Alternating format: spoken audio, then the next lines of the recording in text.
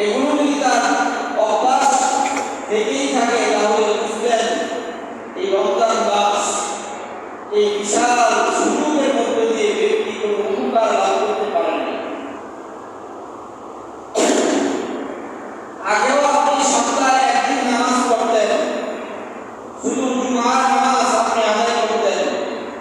রমজান মাস শেষ হয়ে গেছে, আবার যদি আপনি পূর্বের মতো শুধু জুমার নামাজে আসেন, ফজরেও নাই, যোহরেও নাই, আসরেও নাই, মাগরিবেও নাই, এশারেও নাই, শনিবারে নাই, রবিবারে নাই, সোমবার নাই, মঙ্গলবার নাই, বুধবার নাই, বৃহস্পতিবার নাই, শুক্রবারেও ফজরে নাই, আসরে নাই, মাগরিবে নাই, এশারে নাই, আপনি শুধু একদিন এক ওয়াক্ত নামাজের মুসল্লি, সেই অভ্যাস যদি আপনার থাকে, বুঝবেন যে এই রমজান মাস দিয়ে আপনি কোনো উপকার লাভ করতে পারেন।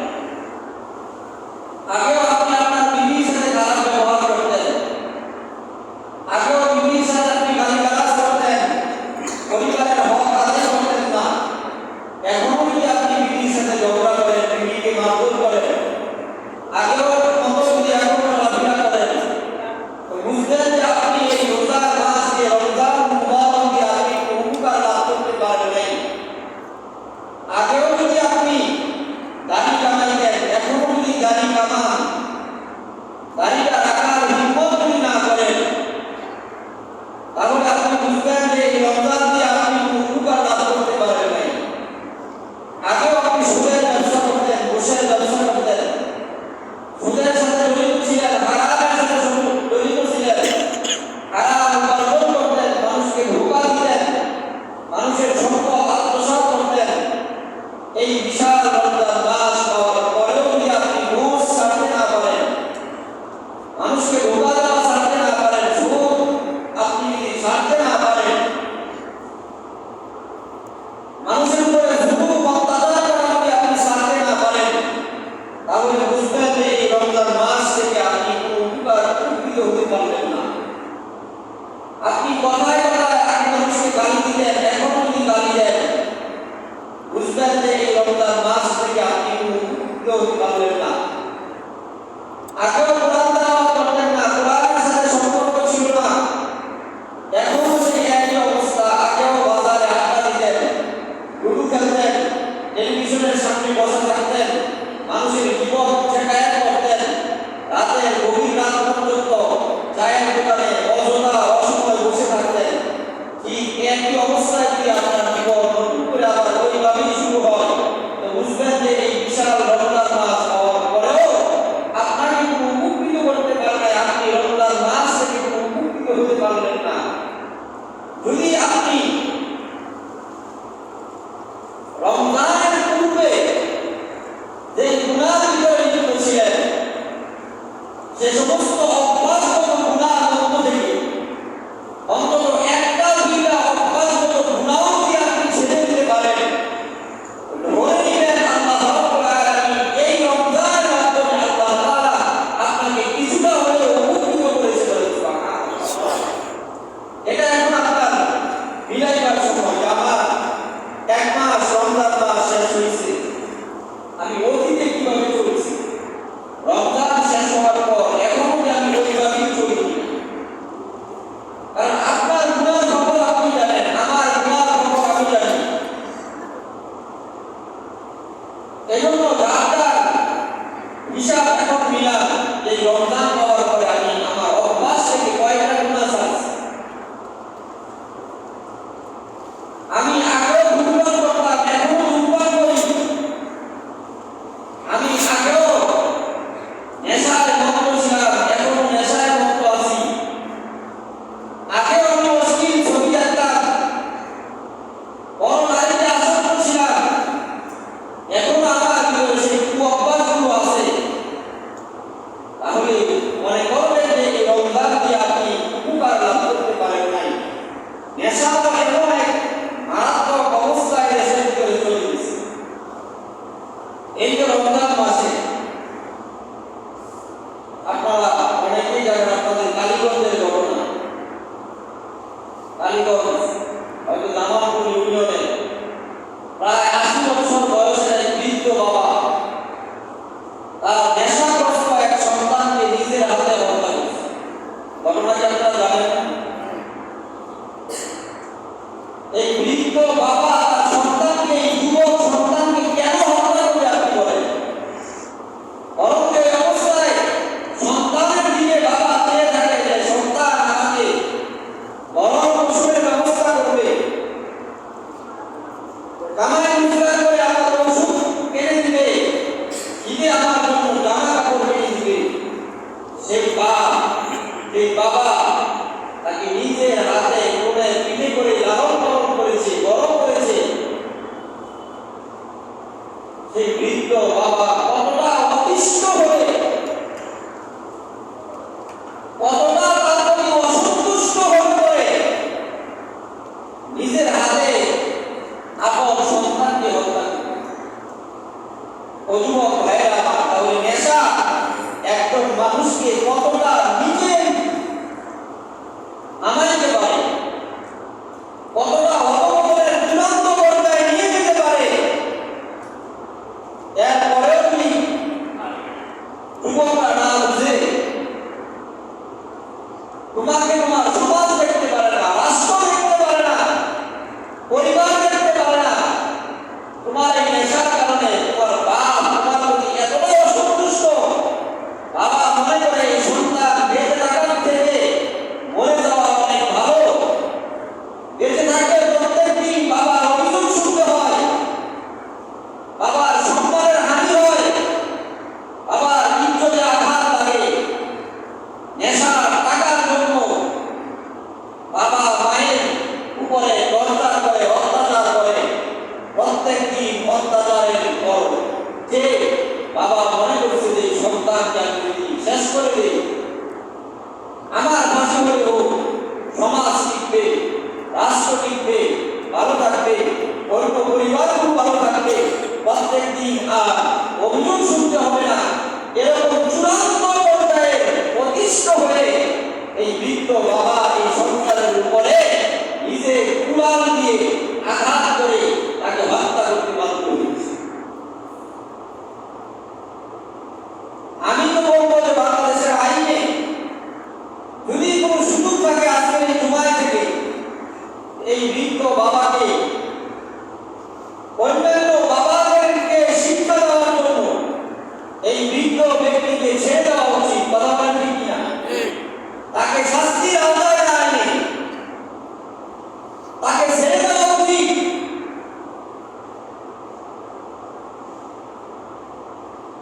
যদিও একদিক থেকে বলতে পারেন যে সে আইন নিজের হাতে তুলে নিছে, কি করবে? কিচ্ছু করার নাই।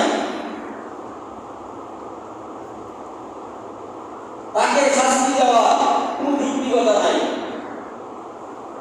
আমরা আশাও করি আইন সেই বিবেচনা করবে ও সেই বিবেচনা করে এই বৃদ্ধ ব্যক্তিকে শুধু ছেড়ে দিবে না, বরং রাষ্ট্রের উচিত এই বৃদ্ধ ব্যক্তির দেখাশোনার ব্যবস্থা করা, নিরাপদ জীবনের ব্যবস্থা করা। রাষ্ট্রের উচিত রাষ্ট্রের সর্বোচ্চ পর্যায়ে এটা নিয়ে বারবার চিন্তা ভাবনা করা,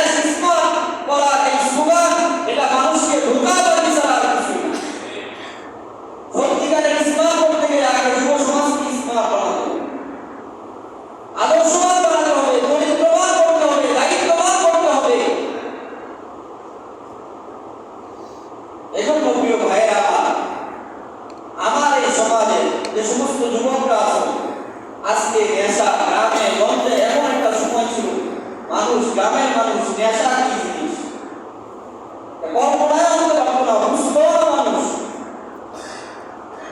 এটা হয়তো মানুষ মনে করতো এটা সিনেমার কোনো কাল্পনিক কাহিনী হবে।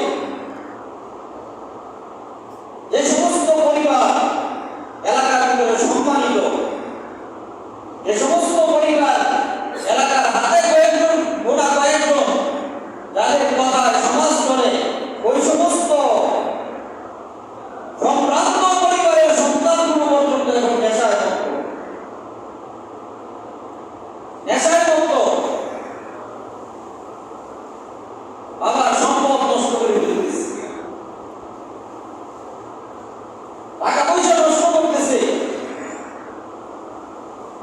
এই যে একটা অন্ধকার শূন্য সমাজ ব্যবস্থা, এখান থেকে বের হয়ে আসার যতটুকু রাস্তা পদক্ষেপ করা দরকার, সেটা আপনার পারিবারিকভাবে যতটুকু দরকার ততটুকু নেবেন, সামাজিকভাবে যতটুকু নেওয়া দরকার ততটুকু নেওয়া দরকার, আইনগতভাবে যতটুকু নেওয়া দরকার ততটুকু নেওয়া দরকার। প্রত্যেক এলাকার যারা ভালো মানুষ আছে, প্রভাবশালী মানুষ আছে, তারা যার যার এলাকাকে কন্ট্রোল করা দরকার যে আমার এলাকার ভিতরে আমি কাউকে এই ধরনের পদক্ষেপ নিতে দিব না, মাদক বেচতেও দিব না, মাদক গ্রহণ করতেও দিব না। কিন্তু আজকে দেখা যায় চিন্তা করে যে আমি তার কাছে কথা বললে সে আমার বিরুদ্ধে রাখবে, এই কারণে সমাজপতিরা তাদের সাথে লাগতে যায় না। লাগতে না যাওয়ার কারণে দুই একজন করে করে উঠতে উঠতে পুরো সমাজ ব্যবস্থাটাই একটা ভরপুর ঘুরে বেড়া সমাজ ব্যবস্থা পরিস্থিতি, কেউ কাউকে মানে না।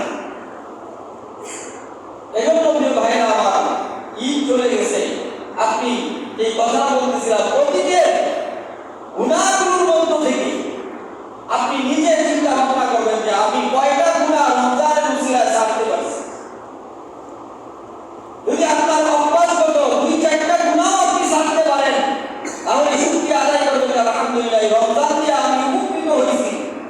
আর যদি আপনি অতীতের মতো, অতীত যেইভাবে চলছে, রমজান মাসের পূর্বে আপনি যেইভাবে আপনি গুনাহে মগ্ন ছিলেন, ওইভাবেই যদি আপনি স্বাভাবিকভাবে গুনার ভিতরে লিপ্ত থাকেন, তাহলে বুঝবেন লাআল্লাকুম তাত্তাকুন, আল্লাহ যে মানুষকে গুনাহমুক্ত জীবনের জন্য রমজান মাসের মতো এই বিশাল একটা মাস রহমত, মাগফিরাত, নাজাত দিয়ে ভরপুর করে রাখছে।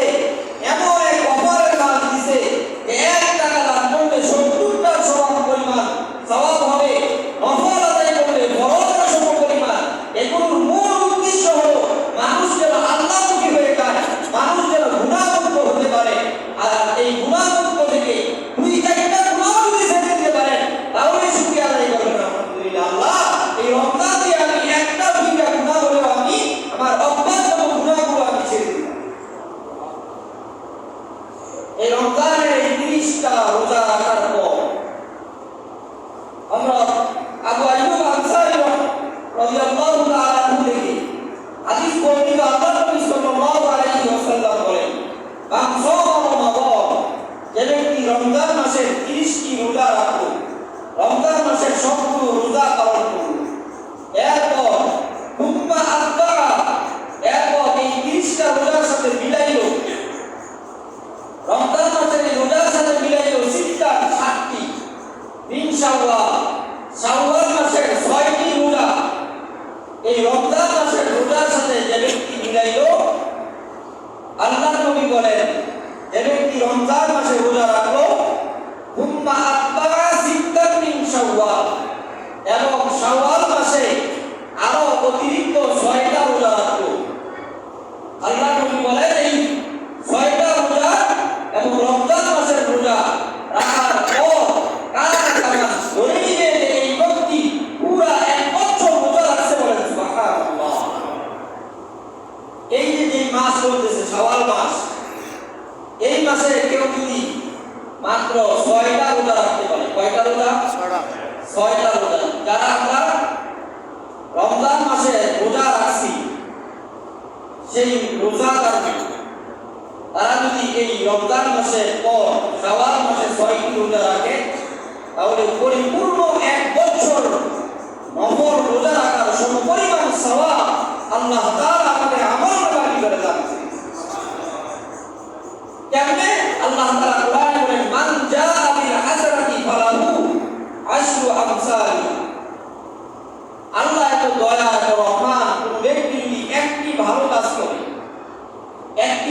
আমল করে আল্লাহ রাব্বুল আলামিন এটা কমপক্ষে 10 গুণ বৃদ্ধি করে দেন।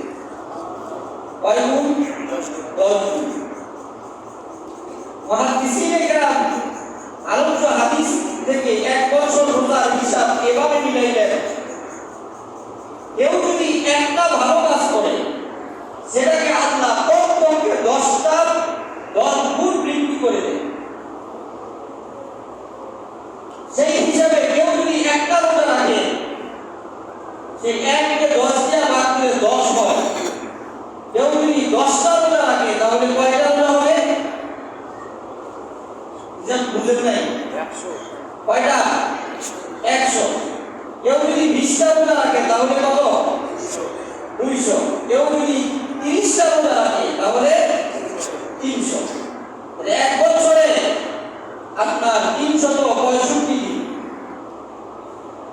রমজান মাসে রোজা রাখবো 30টা, 30 কে 10 দিয়ে গুণ করলে হয় কত? 300। আর এই শাওয়াল মাসে কয়টা রাখতে বলছে? 6টা। 6 10 এ কত? 60। তাইলে হইছে কত? 360 দিন। বাকি থাকে 5 দিন। বাকি 5 দিন রোজা রাখা হলো হারাম। বাকি 5 দিন রোজা রাখা হারাম। যেমন গতকালকে আমাদের ঈদুল ফিতরের দিন গেছে, ঈদের দিন রোজা রাখা কি? হারাম। এদিন রোজা রাখলে গুনাহ হবে। কেউ যদি ঈদের দিন রোজা রাখতে চায় তাহলে কি হবে? হারাম। ঈদুল ফিতরের দিন রোজা রাখা হারাম, রোজা রাখা যাবে না। এবং ঈদুল আযহা দিন রোজা রাখা হারাম, ঈদুল ফিতরের দিন রোজা রাখা হারাম। গেছে কয় দিন? 2 দিন। ঈদুল আযহার পরের 3 দিন, ঈদুল আযহার বা কুরবানির ঈদ যেটা আমরা বলি, কুরবানির ঈদের পরে আরো 3 দিন রোজা রাখা হারাম। এই 3 আর 2 ঈদ কত হইছে? 5। 365 থেকে 5 গেলে থাকে কত? 360। সেই হিসাবে মুহাদ্দিসিনে কেরাম হিসাব মিলাইলেন, রমজান মাসের 30 রোজার দ্বারা আল্লাহ তাআলা 10 দিয়ে গুণ করে 300 পূর্ণ করবেন। আর শাওয়াল মাসে, এই মাসে কেউ যদি 6টা রোজা রাখে, 6 10 60, আল্লাহ রাব্বুল আলামিন বাকি রাখে 5 দিন। ওই 5 দিন রোজা রাখা হলো হারাম। বিনিময়ে আল্লাহ রাব্বুল আলামিন পরিপূর্ণ 1 মাস রোজা রাখার সমপরিমাণ সওয়াব আল্লাহ তাআলা আপনার আমার আমলনামায় করে দেন। এজন্য এই ইবাদতটা আমরা করব। এটা এই রোজা রাখাটা, এই মাসে রোজা রাখাটা হলো সুন্নত। সুন্নতে জায়েরা মানে নফল। কেউ কেউ সুন্নতে কিফায়াও বলেছেন, কিন্তু আমাদের আপনার আমাদের মাযহাব অনুযায়ী এই মাসে রোজা রাখাটা হলো মুস্তাহাব, নফল। রোজা আপনি কিভাবে রাখবেন? লাগাতার রাখবেন না মাঝে মাঝে ছেড়ে দিয়ে রাখবেন? এটা আপনার ইচ্ছা। আপনার শারীরিকভাবে ইচ্ছা করলে আপনি একসাথে 6 দিন রোজা রাখতে পারেন। আবার ইচ্ছা করলে আপনি আগামীকালকে রাখলেন, 2 দিন গ্যাপ দিয়ে আবার পরের দিন রাখলেন। যে কোনো ভাবে এই চাঁদের ভিতরে, এই চন্দ্র মাসের ভিতরে, এই শাওয়ালের এই চাঁদের মাসের ভিতরেই আপনি যে কোনো ভাবে 6টা রোজা রাখলেই হবে।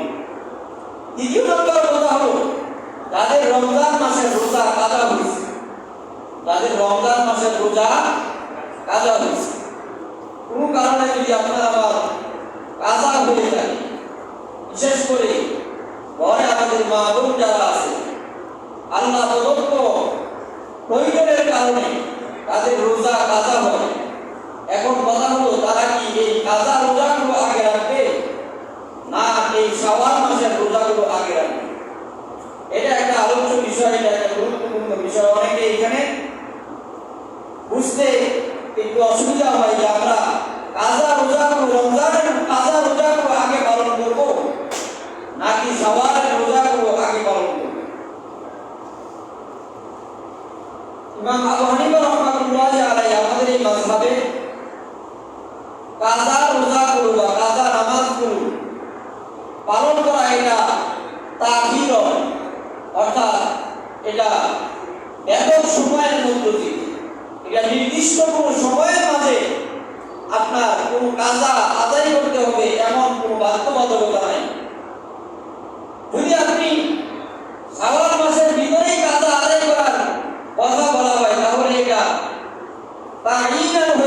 নির্দিষ্ট সীমারেখা হয়ে যায়। কাজা আদায় করার কোনো নির্দিষ্ট সীমারেখা নাই। এটা আপনি তাকিরন ধীরস্থিরভাবে আপনি আদায় করতে পারবেন। সেই হিসাবে এটা আপনার ইচ্ছার উপরে নির্ভর করে। কেউ যদি মনে করে যে আপনি রোজাগুলো আগে আদায় করে পরে শাওয়ালের এই নফল রোজা আদায় করবেন, এটাও পারবেন। আর কেউ যদি ইচ্ছা করে যেহেতু শাওয়াল মাস, এই মাসে আমি আমার এই রোজাটা রাখলাম, বাকি আমার রমজান মাসের কাজা এই মাসে আমি না কুলাইতে পারলে এর পরের কাজে আমি রাখবো, সেটাও রাখতে পারবেন। এখানে কোনো সমস্যা হবে না। কথা কি আপনারা বুঝাইতে পারছি? তাইলে কাজা রোজা ইচ্ছা করে আগে পালন করে এরপরে শাওয়ালেরটা রাখতে পারেন, অথবা শাওয়ালেরটা রেখে এর পরের কাজে বা এর পরে কাজা রোজাগুলো আপনি আদায় করতে পারেন। এটা হলো আপনার ইচ্ছার উপরে, আপনার ইচ্ছা যেইভাবে আপনি মনে কুলায়। কিন্তু ফজিলত পাইতে গেলে এই কাজেই আপনাকে এই 6টি নফল রোজা রাখতে হবে। একদল রোজার মধ্যে ইসলামিক স্কলার চমৎকার একটি কথা বর্ণনা করেছেন, এটা বলি আমি আমার আলোচনা আজকের মতো শেষ করব। সেটা হলো তাদের দলিল হলো ওযুর পর 2 রাকাত নামাজ পড়ার কথা হাদিসের ভিতরে আছে, তাহিয়াতুল ওযু। আবার মসজিদে প্রবেশ করার পর 2 রাকাত নামাজ পড়ার কথা হাদিসের ভিতরে বর্ণিত আছে, সেটাকে বলা হয় দুখুলুল মসজিদ।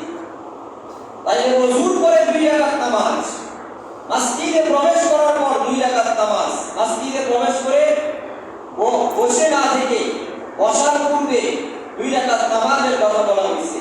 এটা দুখুলুল মসজিদ, মসজিদের আদবের জন্য। তাই ওযুর পরে 2 রাকাত, মসজিদে প্রবেশ করার পর 2 রাকাত, কয় রাকাত হলো? 4 রাকাত।